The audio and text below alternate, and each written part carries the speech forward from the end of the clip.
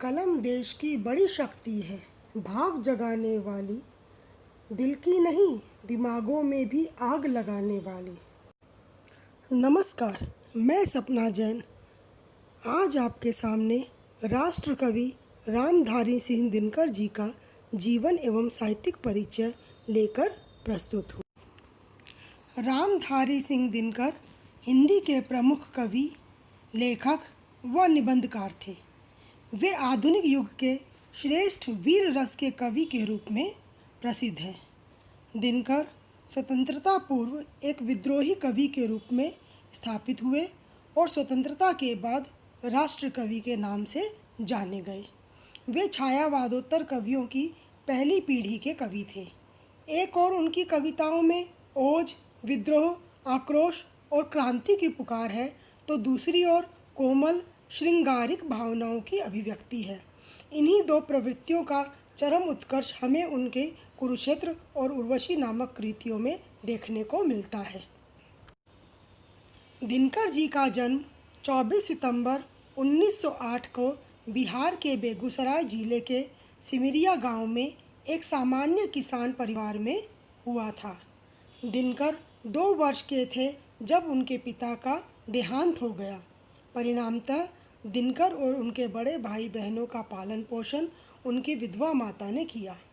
दिनकर का बचपन और कैशोर्य देहात में बीता, जहां दूर तक खेतों की हरियाली, बांसों का झुरमुट, आमों के बगीचे थे।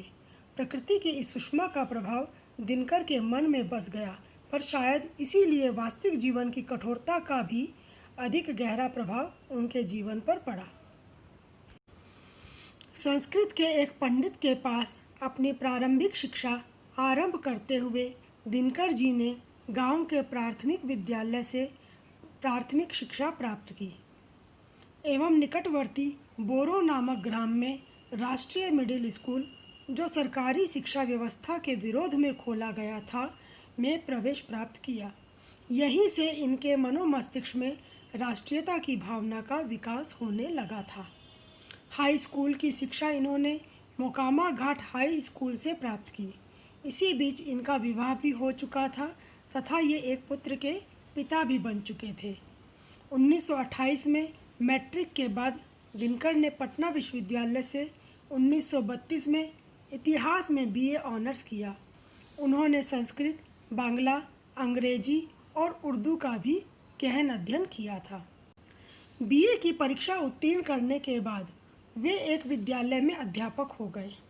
1934 से 1947 तक बिहार सरकार की सेवा में सब रजिस्ट्रार और प्रचार विभाग के उपनिदेशक पदों पर कार्य किया। रेणुका और हुंकार की कुछ रचनाएं जब यहाँ वहाँ प्रकाश में आई तो अंग्रेज प्रशासकों को समझते देर न लगी कि वे एक गलत आदमी को अपने तंत्र का अंग बना बैठे हैं और दिनकर की फाइल तैयार होने लगी। बात बात पर कैफियत तलब होती और चेतावनियां मिला करती। 4 वर्ष में 22 बार उनका तबादला किया गया।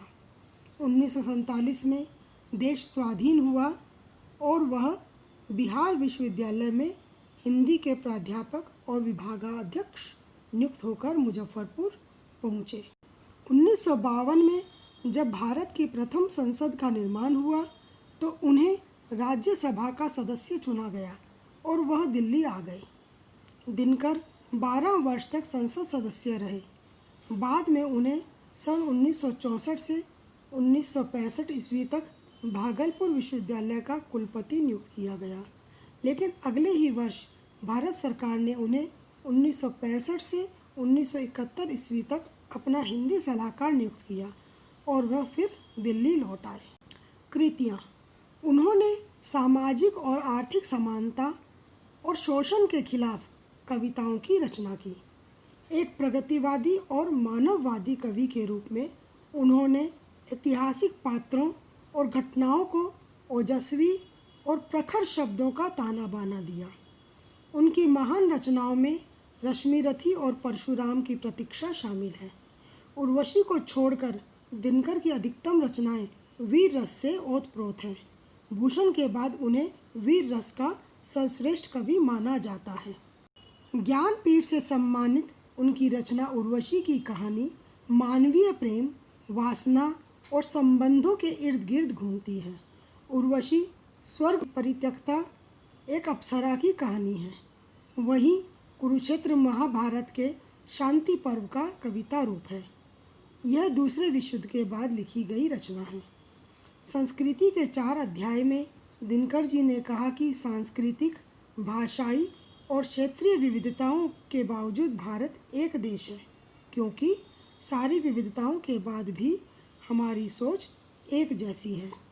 इनकी काव्य कृतियों में बारदोली विजय संदेश, प्रणभंग, रेणुका, हुंकार, रसवंती, द्वंद्व गीत, कुरुक्षेत्र, धूप छां, सामधेनी, बापू, इतिहास के आंसू, धूप और धुआं, मिर्च का मजा, रश्मि रथी, दिल्ली, नीम के पत्ते, सूरज का ब्याह, चक्रवाल, कविश्री, सीपी और शंख, नए सुभाषित, लोकप्रिय कवि दिनकर, उर्वशी, परशुराम की प्रतीक्षा, आत्मा की आँखें, कोयला और कवित्व, मृत्यु तिलक, दिनकर की सूक्तियाँ, हारे के हरिनाम, संचयिता, दिनकर के गीत, रश्मिलोक, उर्वशी इत्यादि प्रमुख हैं। गद्य कृतियों में मिट्टी की ओर, चित्तौड़ का साका, अर्धनारीश्वर, रेती के फूल, हमारी सांस्कृतिक एकता, भारत की सांस्कृतिक कहानी, संस्कृति के 4 अध्याय, उजली आग, देश विदेश, राष्ट्रभाषा और राष्ट्रीय एकता, धर्म, नैतिकता और विज्ञान, वट पीपल, लोकदेव नेहरू, शुद्ध कविता की खोज, साहित्यमुखी, राष्ट्रभाषा आंदोलन और गांधी जी, हे राम, भारतीय एकता, मेरी यात्राएं, दिनकर की डायरी, चेतना की शिला, विवाह की मुसीबतें, आधुनिक मौत प्रसिद्ध गद्य रचनाएं हैं। बाल साहित्य में भी उनकी 2 पुस्तकें प्रकाशित हुई हैं, मिर्च का मजा और सूरज का ब्याह। मिर्च का मजा में 7 कविताएं और सूरज का ब्याह में 9 कविताएं संकलित हैं। दिनकर जी को उनकी रचना कुरुक्षेत्र के लिए काशी नागरी प्रचारिणी सभा, उत्तर प्रदेश सरकार और भारत सरकार से सम्मान मिला। संस्कृति के 4 अध्याय के लिए उन्हें 1959 में साहित्य अकादमी से सम्मानित किया गया। भारत के प्रथम राष्ट्रपति डॉक्टर राजेंद्र प्रसाद ने उन्हें 1959 में पद्म विभूषण से सम्मानित किया। भागलपुर विश्वविद्यालय के तत्कालीन कुलाधिपति, बिहार के राज्यपाल जाकिर हुसैन ने उन्हें डॉक्टरेट की मानद उपाधि प्रदान की। गुरु महाविद्यालय ने उन्हें विद्या वाचस्पति के लिए चुना। 1968 में राजस्थान विद्यापीठ ने उन्हें साहित्य चूड़ामणि से सम्मानित किया। वर्ष 1972 में काव्य रचना उर्वशी के लिए उन्हें ज्ञानपीठ पुरस्कार से सम्मानित किया गया। 1952 में वे राज्यसभा के लिए चुने गए। लगातार 3 बार राज्यसभा के सदस्य रहे। 30 सितंबर 1987 को उनकी 13वीं पुण्यतिथि पर राष्ट्रपति जय सिंह ने उन्हें श्रद्धांजलि दी। 1999 में भारत सरकार ने उनकी स्मृति में डाक टिकट जारी किया। रामधारी सिंह दिनकर एक क्रांतिकारी कवि थे। इन्होंने न सिर्फ वीर रस के काव्य को एक नई ऊंचाई दी, बल्कि अपनी रचनाओं के माध्यम से राष्ट्रीय चेतना का भी सृजन किया। उस दौर के मशहूर कवि प्रेम जन्मेजय भी मानते हैं कि दिनकर ने गुलाम भारत और आज़ाद भारत दोनों में अपनी कविताओं के जरिए क्रांतिकारी विचारों को विस्तार दिया। अपनी कविताओं के माध्यम से लोगों के बीच राष्ट्रीय चेतना को बढ़ाया। कवि के शब्दों में, रे रोक युधिष्ठिर को न यहाँ, जाने दे उसको स्वर्ग धीर, पर फिरा हमें गांडीव गदा, लौटा दे अर्जुन भीमवीर। हजारी प्रसाद द्विवेदी जी का कहना था कि वे अहिंदी भाषी जनता में भी बहुत लोकप्रिय थे, क्योंकि उनका हिंदी प्रेम दूसरों की अपनी मातृभाषा के प्रति श्रद्धा और प्रेम का विरोधी नहीं, बल्कि प्रेरक था। भाषा शैली, दिनकर जी की भाषा तत्सम प्रधान शुद्ध साहित्यिक खड़ी बोली है। भाषा भावानुकूल एवं प्रभावशाली है। इनकी भाषा व्याकरण सम्मत एवं अलंकारपूर्ण है। कहीं कहीं देशज शब्दों के साथ साथ मुहावरों का प्रयोग भी इनकी भाषा में मिल जाता है। दिनकर जी ने प्रबंध एवं मुक्तक दोनों प्रकार के काव्य शैलियों का प्रयोग किया है। उनकी शैली ओज प्रधान है। दिनकर जी की कविताओं में अलंकारों का भी स्वाभाविक और सहज प्रयोग हुआ है। मुख्य रूप से उपमा, रूपक, उत्प्रेक्षा और अनुप्रास अलंकारों की छटा उनके काव्य में विद्यमान है। दिनकर जी ने तुकांत और अतुकांत दोनों प्रकार के छंदों का अपने साहित्य में प्रयोग किया है। दिनकर जी बहुमुखी प्रतिभा संपन्न साहित्यकार हैं। वे अपने युग के प्रतिनिधि कवि हैं।